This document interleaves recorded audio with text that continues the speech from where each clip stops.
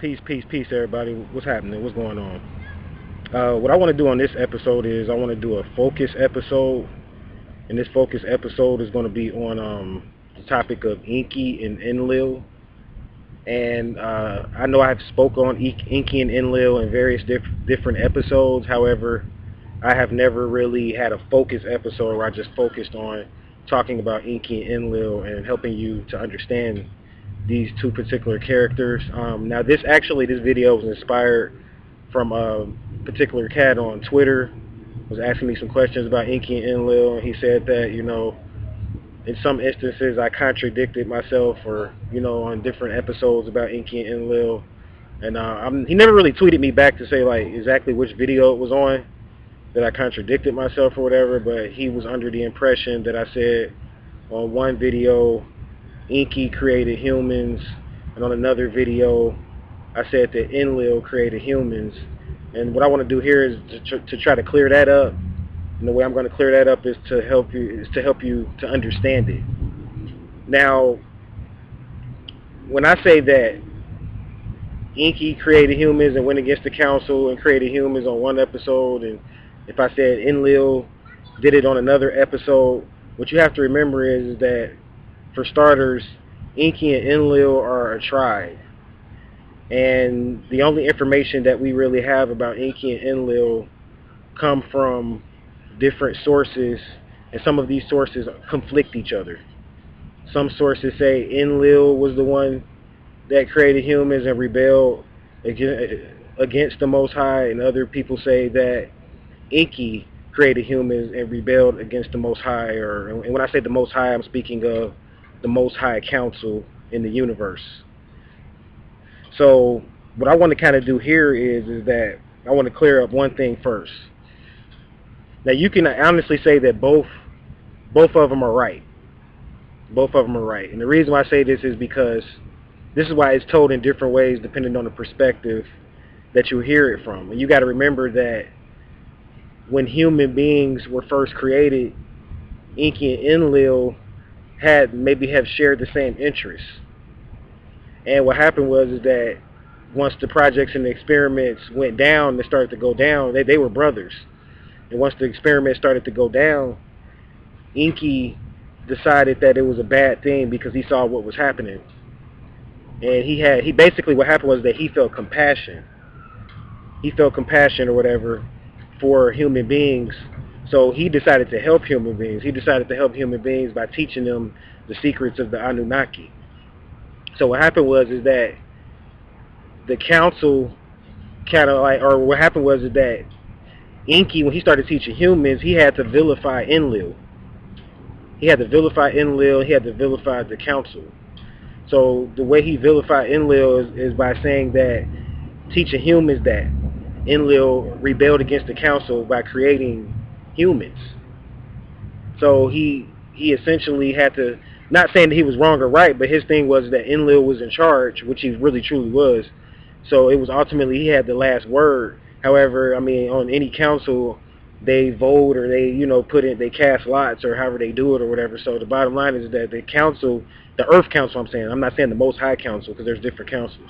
So the Council of the Anunnaki that come in 50s, it's a council. Each council is set up into 50s, and it's broken down into two parts, 25 and 25 or whatever. So what happened is that 25 agreeable, 25 disagreeable, or disagreeable just meaning that they're rebellious, they're radical, they're going to do whatever they want to do, type of thing. You got to remember that extraterrestrials are just like humans. You have some humans that follow law or follow protocol, and you got other humans that do whatever they want to do because we got our will from extraterrestrials. That's where we got our will from. So he vilified the council to human beings because he was trying to get on the side of human beings after. This is after. And when I say he, you got to remember I'm saying he, but really you got to remember that this Enlil character, there was more than one Enlil. There was more than one Enqi. So this Enqi character is different characters over time, and it's a title more so. So different people wore the title and sat in the seat. Kind of like the concept of a pharaoh. There's different pharaohs. So you may say the pharaoh, but there's different pharaohs depending on which pharaoh you're speaking of.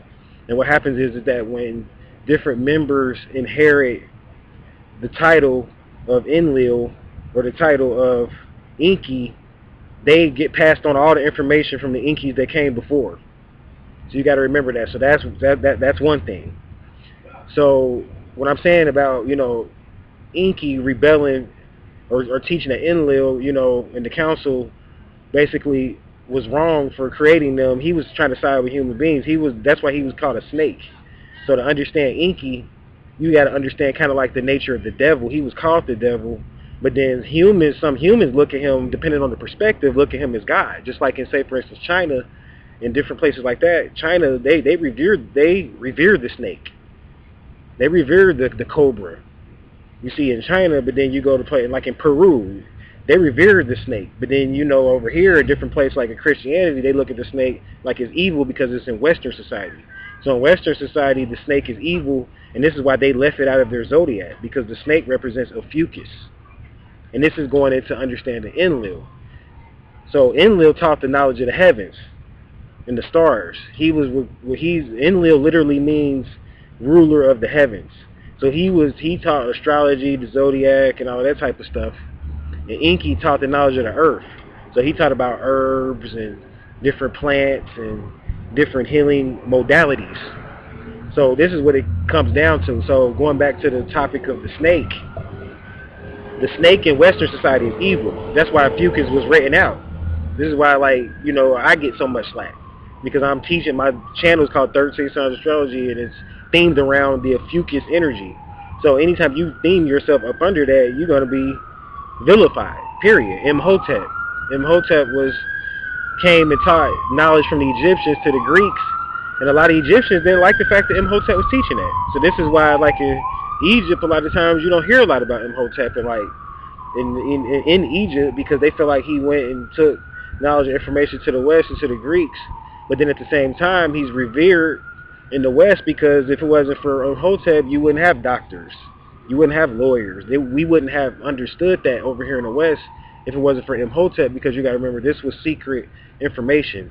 There's a book that you can get called Stolen Legacy.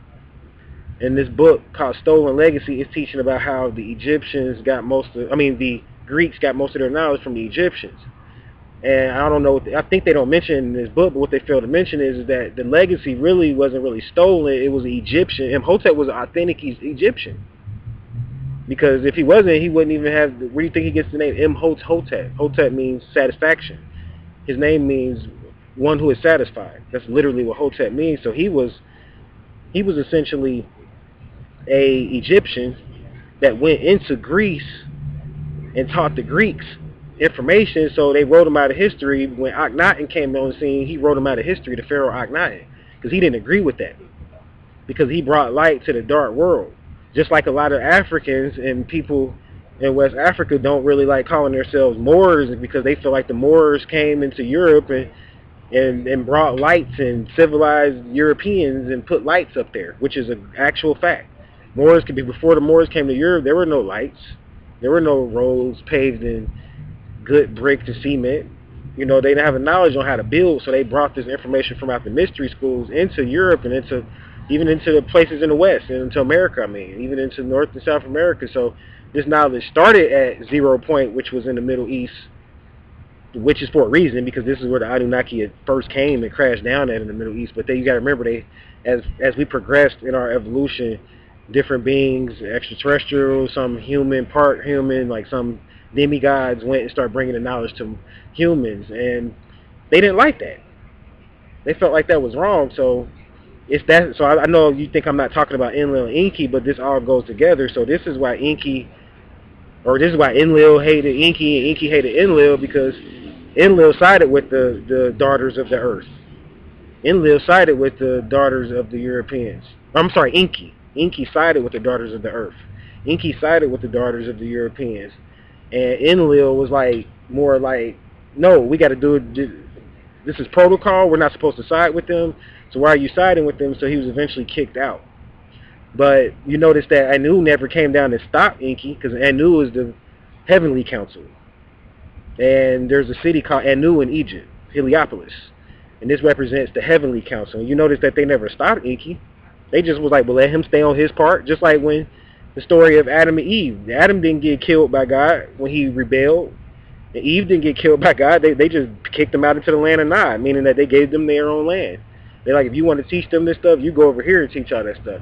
So Enqi and Enlil, to understand them, they're merged together in one tribe. Enqi and Enlil are merged together in one tribe, and they're called the Ptahites or the Tarites. And they're called the Tarites. And they go through like a rites of passage. And they learn earth mysteries and the mysteries of the earth, and then they get into learning astrology. And it's like getting initiated into a mystery school. So the Tarites or the Tarites are the pygmies. When I talk about the pygmies and West Africa, how they have the oldest bones, these are the Ptahites. And these are the Ptahites equal, Enqi and Enlil equal the Ptahites. The Ptahites are the oldest tribe, and they still exist today. They know how to fly. You can talk to different Europeans that go sit with the Ptahites. They got all these different stories about how they know how to disappear, and they know how to do this and that. They were high-level initiates on the earth, and they still dwell in the surface. And this is the sum total of Enlil and Enqi. They're the only tribe that has a full knowledge of Enlil and has a full knowledge of Enqi. You got some tribes that have more of a knowledge of Enlil, and they more so embrace Enlil, which is more so like in Egypt. Like when you get into real regular Egypt, like, you know, people that study like the Egyptian mysteries, like they study the Egyptian Kabbalah, which is called the Metu Neter. People that get up under the Metu Neter, they're more so up under Enlil. They don't believe in teaching the mysteries to anybody. They believe people have to go through different initiations, and they teach about astrology and all these high metaphysics, but they don't give it to anybody. That's basically the same protocols that Enlil had. Enlil was like, we're just not going to give out this knowledge to just anybody. Then if you swing over into like India, and go over to like India, they're more so siding with Enqi. They teach sexual magic. They don't keep it a secret. You can go and get books on the Kama Sutra pretty much openly, because they don't keep that type of stuff a secret. Whereas in Egypt, if you notice, most people think that the Egyptians weren't into like sexual magic, Kama Sutra, psychedelics and stuff like that, but they were, but they just kept it a secret. They believed that you had to be initiated to get into that thing there. And I mean, that's cool if that's what they believe. I'm not saying which one is right and wrong. I'm just explaining to you the difference between Enqi and Enlil. So that's the biggest difference or whatever. You know, like in India, say for instance, in different Native American tribes, they teach on herbs, and they teach you all the secrets about the underworld and what's really going on with the earth, and they teach you how to work with your breath and how to do certain things, and they give this knowledge out for the most part freely.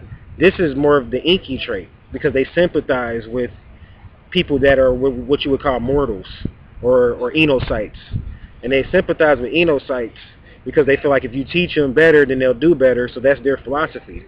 Whereas Enlil, you know, some people say he was an asshole, and they're like, no, we're not going to teach you everything. Now, believe it or not, people that are in the Christian church and people that are in certain religions, they're up under Enlil, believe it or not. And a lot of people don't know that, but they're up under Enlil. And the reason why we know this is because they don't believe in teaching everybody everything. Like, say, for instance, if you become a minister and go to seminary school, you're going to learn stuff that people in the church don't know. I know, because I sat down and had conversations with Christian ministers, and they hate when I talk like this. But it's nothing against the church, but they keep secrets. Just like Masons. They're up under Enlil. They have secrets. They're not going to teach you everything. They don't believe in giving out the knowledge freely. So that's the whole Enqi Enlil story, the whole Imhotep Akhenaten type of story. Whereas, like, say, for instance, in India, you go to a monastery, and as long as you live the way that they live, they're going to teach you, period. You know, they're going to give out pretty much most of the knowledge that they have freely. So, I mean, don't get me wrong. In every tribe, there's different secrets and different conspiracies going on and stuff like that. But I'm saying, overall, if you really think about the Indian doctrine, the Native American doctrine, and doctrines like that, they just give out the knowledge freely. Like, even the Moors. Like, if you think about particular Moors have given out a lot of information online and stuff like that about sovereignty. You ain't even buying no books. Like me. You don't got to buy that from me necessarily. I just give out the information freely, but yet and still I'm oppressed for that.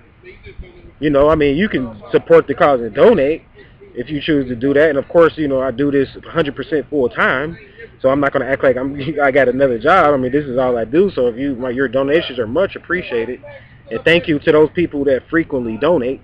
Definitely want to say that. But at the same time, I mean, it's like I'm not asking you to support me. I mean, I'm not going to stop making videos if you don't, is what I'm saying. So that means I'm giving out the knowledge pretty much freely. That's the Enlil type of philosophy. So Enlil and Enqi equals Ptah, and I'm going to say this about Ptah. Ptah represents Aries. Ptah represents the original human being. And really, only if you vibrate up under the energy of Ptah or the Ptahites is how you're going to free yourself from this whole side thing. You don't really have to take a side. You can do both. The Ptahites do both.